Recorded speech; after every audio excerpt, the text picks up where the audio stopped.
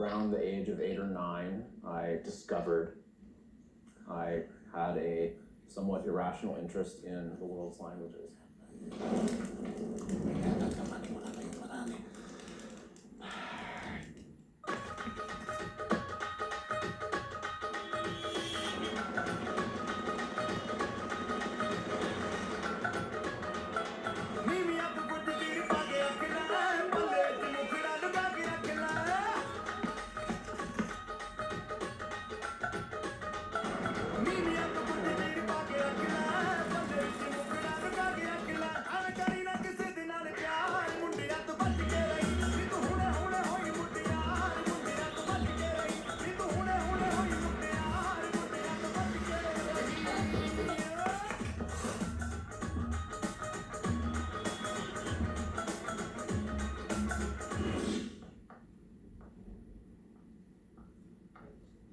A linguist is a scientist who studies language, not just to learn the languages. The word for sun is kumgarage, which means eye of the sky. But to figure out the possible ways that the human mind can make sense of the world around it.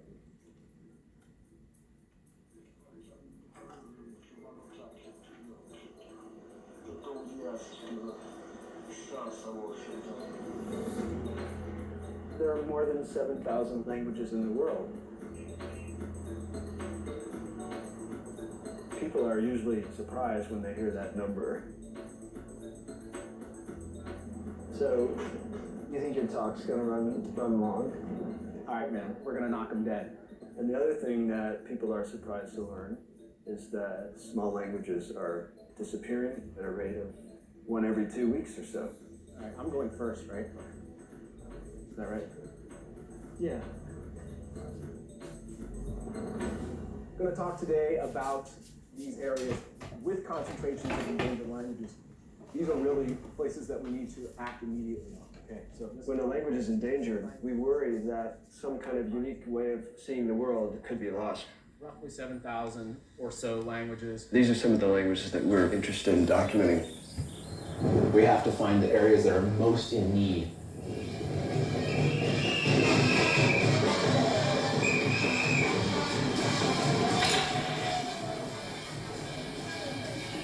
Areas with a history of colonization, where people came, imposed their will and their government and their language on the people.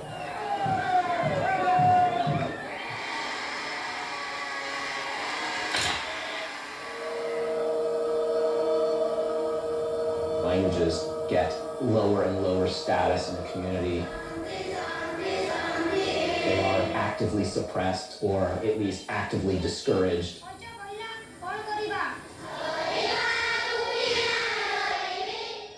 Oftentimes it's young children making this decision to stop using the ancestral language.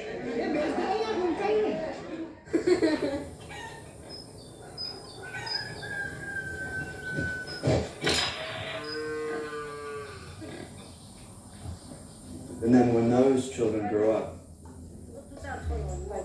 the language is effectively gone.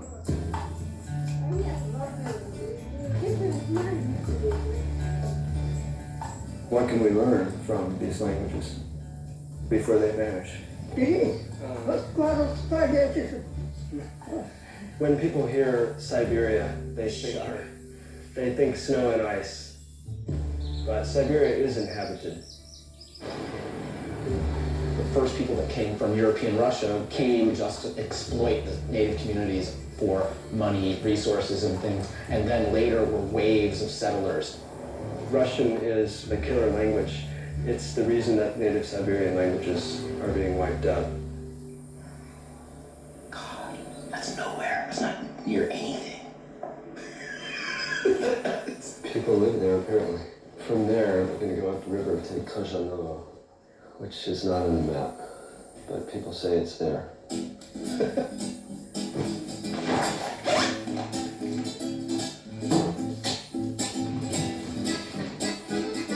David is a specialist in sounds and words and is an excellent language learner. He picks up languages like a sponge. Greg is the expert on verbs. He's looked at more verbs in more languages than anybody I know. We've been working in Siberia for 6 years or so, and we were looking for a new language to document.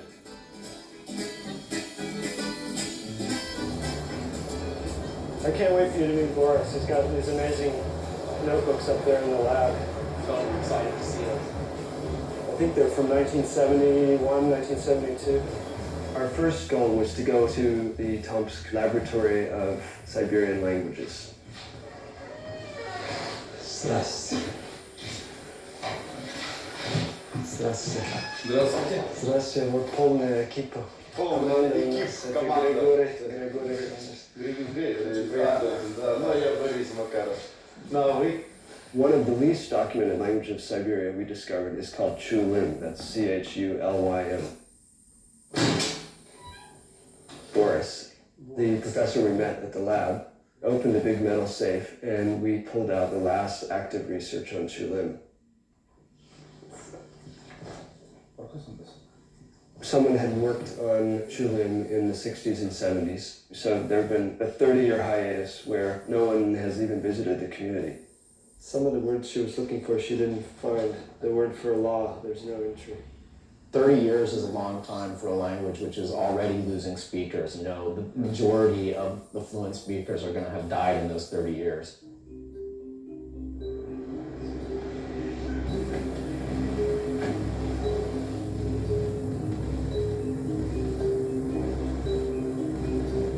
We were doing this on a shoestring. We had almost no information. We didn't know if there were 2 speakers left or 20 speakers left. So I was in a bit of a panic. We hired a driver to take us to Tegeldet, which is the first Chulym village we needed to visit. There won't be anybody working at the town hall, but we need to find the town administrator. Девчонки, где сельский совет? Сельский совет администрации. Где почта? Oh, that was at lightning. А там закрыто все. Талбанов, да? Ага. Михаила Николаевича. Приехали из-за границы, надо этого просил позвонить, чтобы он приехал. С Америки говорят. Из Америки. Потом народ селялся, когда... The mayor of Tegeldet was a little bit gruff with us because, of course, we were just foreigners that showed up randomly in his town. He didn't have anything nice to say about the Chulym people. И все, до первых 2 стопок, а потом... Так, мы были так же. Да, ну русские сами по себе, они крепкие, водку пьют, не так умеют. Эти, конечно, We got a lot of negative comments, and we just sort of nod and smile politely. Я думаю так. The mayor assigned Vasya, a very big Chulym guy, to be our guide and driver. This is a guy who's, 52 years old or so. And this is a community where we don't expect people who are 52 to speak the language at all.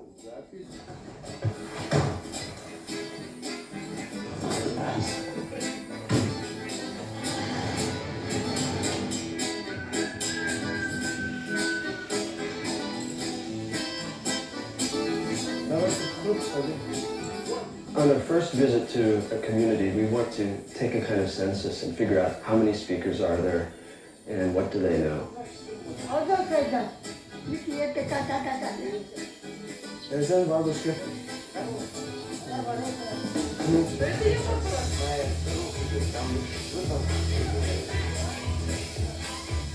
Еще носители финского языка здесь. Our first real speaker turned out to be very hard of hearing. Как? Носители, те, которые еще говорят. It's hard with a dying or endangered language because most of the speakers are elderly. Что-нибудь интересное подскажете нам на чулымском? Пришел надо. Шумило. Чертом Шангелда. He's lived here since 1961. Мама Тарлагана. That was our first Ну и sentence оттуда in там Chulym. работа уже не стала.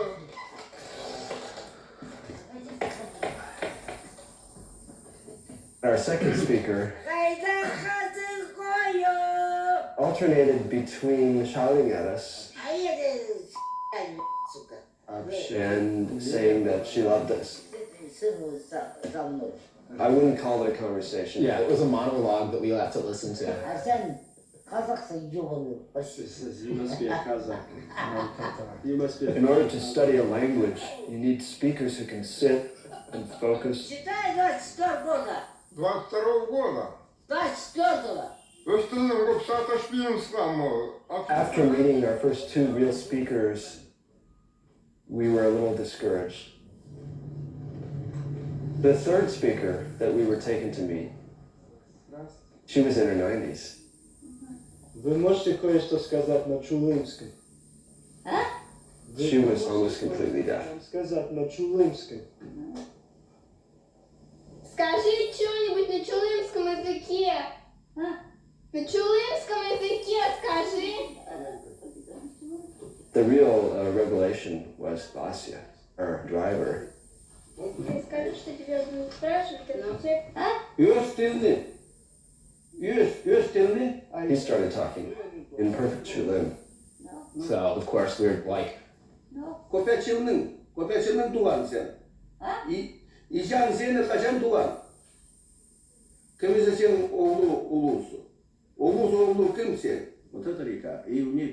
Often people will deny knowledge of the language and later turn out to speak it. Чего ты там ходишь, черножопый, там вот, и как, и нам считалось, что это низость. Да. Я говорю, что вообще ужасно как. Да, ну. Вот с 1 по 3 класс учились вначале, там, да, стыдно было ходить. Да. А пользуются. Native Siberian children were sent to boarding schools. They were forbidden to speak their language by their school teachers. До свидания.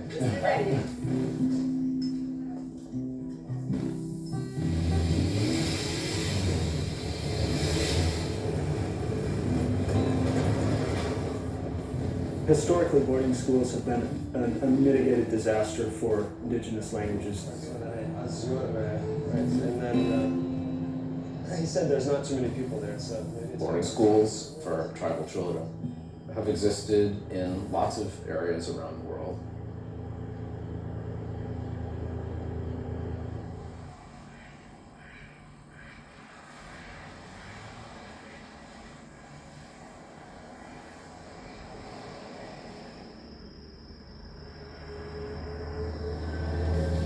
I went to boarding school. If you were caught speaking your language, you were punished.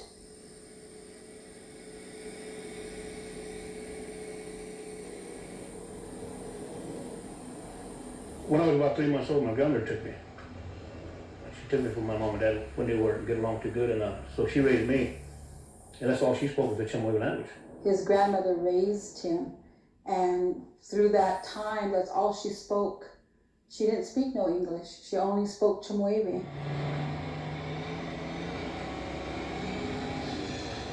Nước ở Johnny Hill, Mania, nước Chimoy, nước tứ hoàng bà.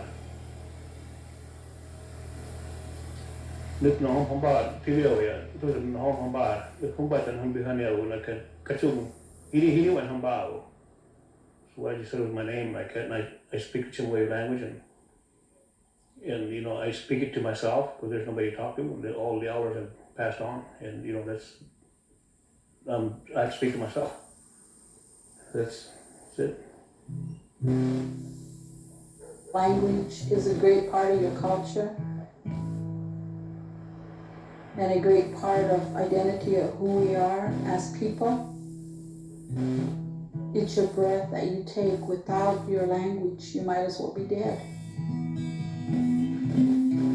There's a lot of words I forgot, but I'm getting help with it.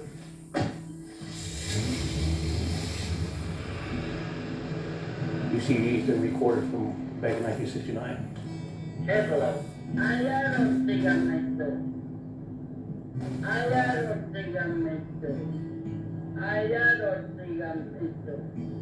Number 41, son. Son. Number 43, today.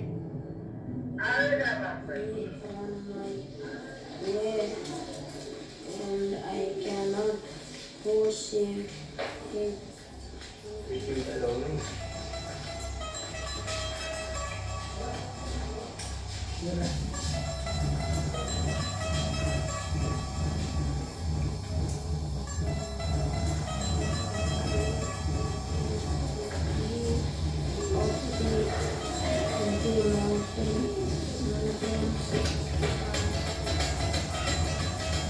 visited a boarding school in India.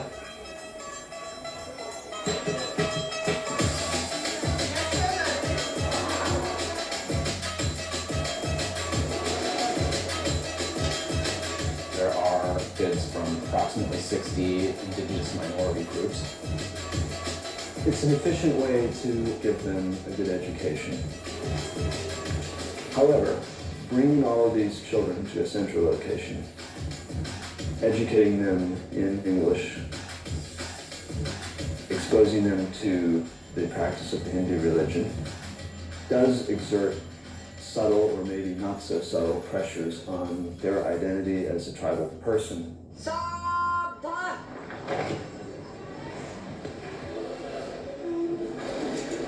this is where they're learning sewing techniques? Or? Yes, this is I know programs. This is a version. Once they go back to their homes, they will have a meeting like this. This is fertilizer. Ah, yes. This is beautiful and warm. Yes. And what subject is this? Mathematics. He's from Mande tribe, she's from Mande tribe, and she's from...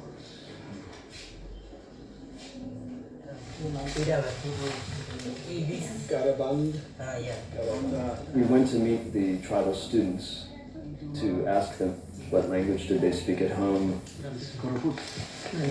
That would lead us in turn to go to those villages. Where is your village? Where is your home? And find speakers of endangered languages who would work with us. So, Dokra dikri digato, biri goyoto, kitin biri bo sapme kubete bulugato. She'd like to. When I was 9 and 10 and 11, I went through a series of trying to teach myself various languages.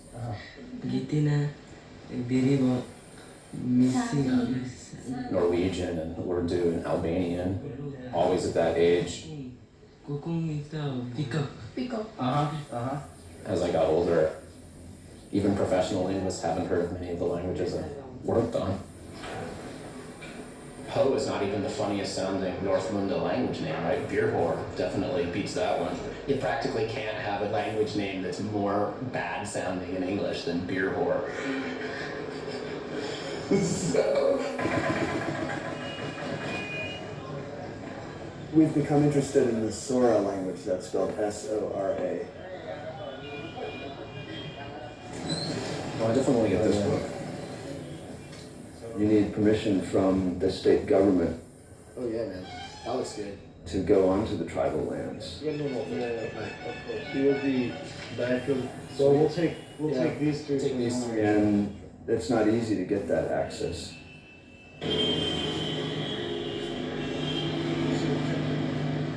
We know an Indian scholar, Dr. Mani Patnaik.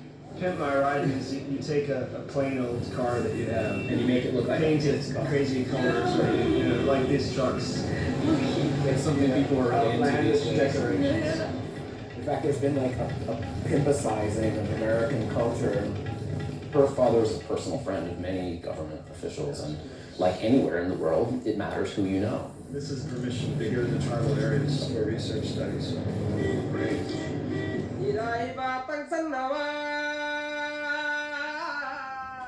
One of the teachers we met at the school was Mr. Panda, who teaches English and music. Question is, does he want to go? He wants to go. Oh, okay. He wants to go. Manideepa decided to invite Mr. Panda to help locate individuals who knew traditional Sora songs and dances.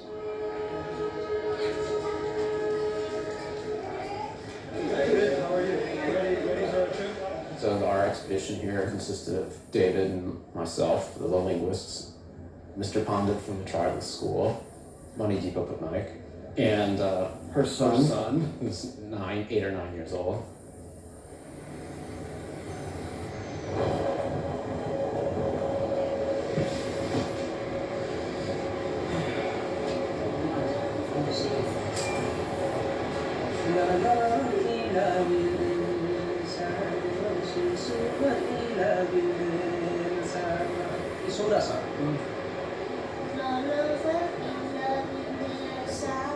The song lyrics got our ears ready to listen to the Sora language. I recognized some interesting structures, and of course that made me very happy. India is not an egalitarian society. You are born into a particular caste, a social group.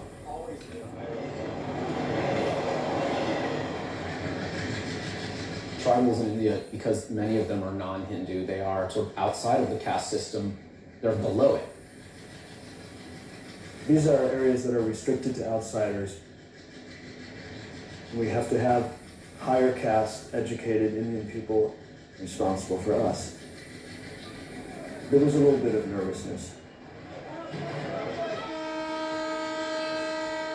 This is an area that's been widely reported to be heavily controlled by Naxalites. There was 10 people killed recently, not too far away. So we just have to keep our eyes open and our ears open and be careful, of course. The tribal areas are areas where you find these insurgents. They hide out in different areas. You know, it's not like they have a big neon sign saying, "Here are the Naxals."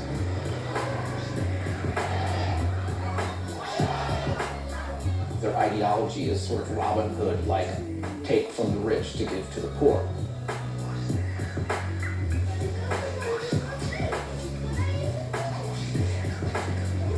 And there have been instances where people have been targeted and in fact killed.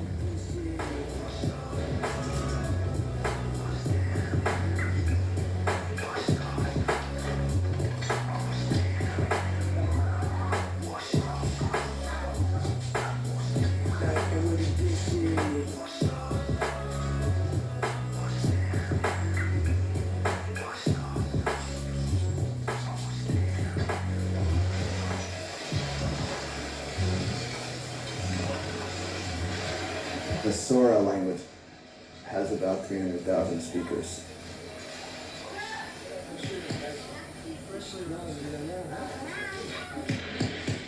Here in India, there are 1 billion people. 300,000 barely registers on the radar. The Sora always have to learn and use other languages to communicate. God, I haven't brought enough candy for this village, have we? We were taken to our first Sora village.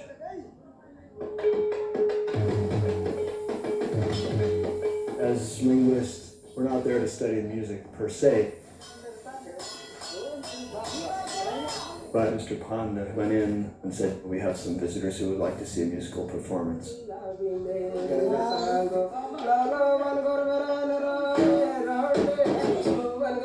That was the signal for people to come flooding out of the central square. Into the central square.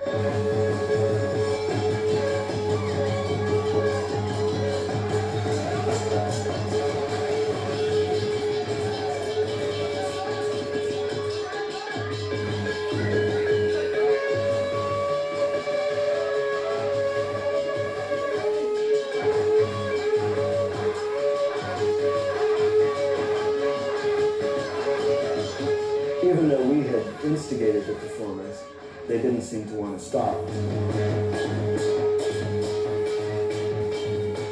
It was probably about 100 degrees. People were drinking palm wine. I was drinking palm wine. Drinking was happening, and drinking in hot sun can lead to, you know, trouble.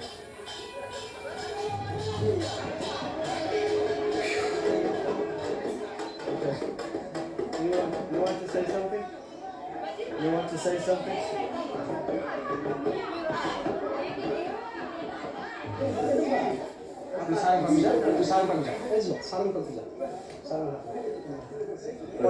Who is the head here in the village? Indian? Who is Indian? Oldest person. Yeah. So I want to give him a gift. Is that okay? Okay. Give him, How much? I give him 1,000. Tell him that it's for everyone to share, and it's from us. And we appreciate their. It's for everyone to share. Yeah. Gift giving is one of the most highly regulated behaviors. started an argument. And as an outsider, you can never quite get it right. Mr. Pandit is a Brahmin, a high caste Indian, and that gives him a natural kind of standoffishness They're not happy about from the communities that he's so interested in. You want more? Oh yeah, how much was it? 2,000. Okay, no problem. नहीं problem है if we show the money वो 18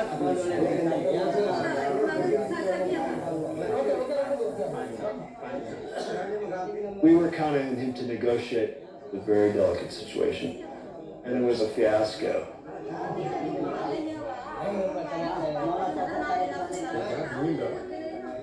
The money was accepted after some protracted negotiations, so he will be happy with 1,500, and then the dancing continued.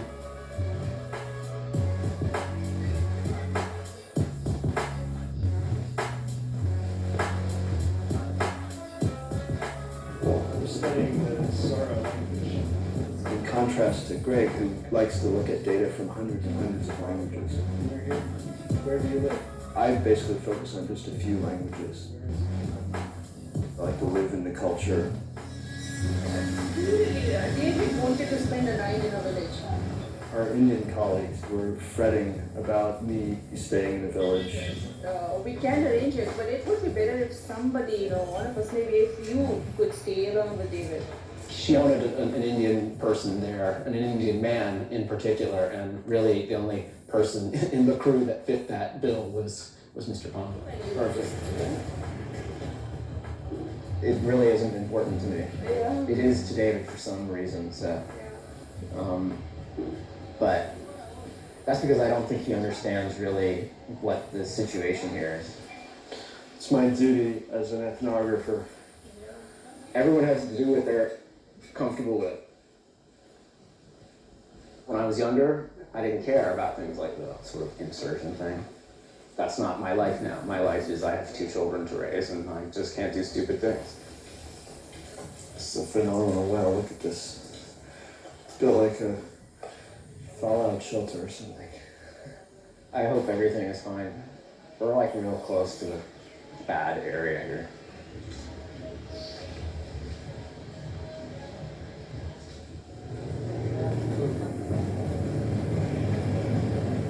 I just was thinking that we should have tried hard to leave an hour earlier. We don't really want to spend too much time on the roads at night. That's when danger level increases. We were told there's a village just a couple miles up the road, and I could stay there. There's really nothing we can do about it. You just gotta assume that we're gonna be fine.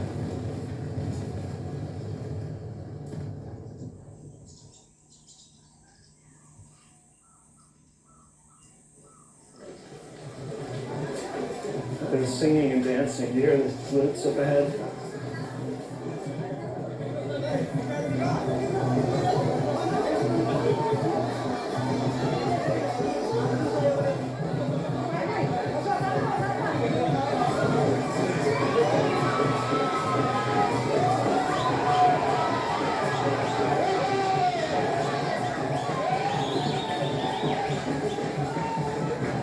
We were immediately sucked into this mass of dancing people.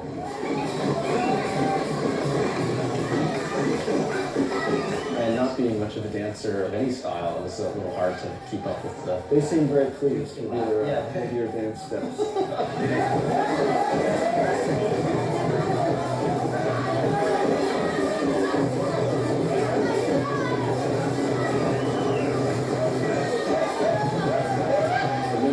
Particular way of dancing where they lock arms around the waist and kind of flow in a side-to-side thing. Right. And it was literally pulsating. It was like being in the mosh pit. Yeah, but we're not quite as dangerous as a mosh pit. Not dangerous at all. It felt great. I'm not just content to sit in a room interviewing a speaker of a language. You have to breathe it in. Get out and dance with the people. You'll learn the language much quicker anyway.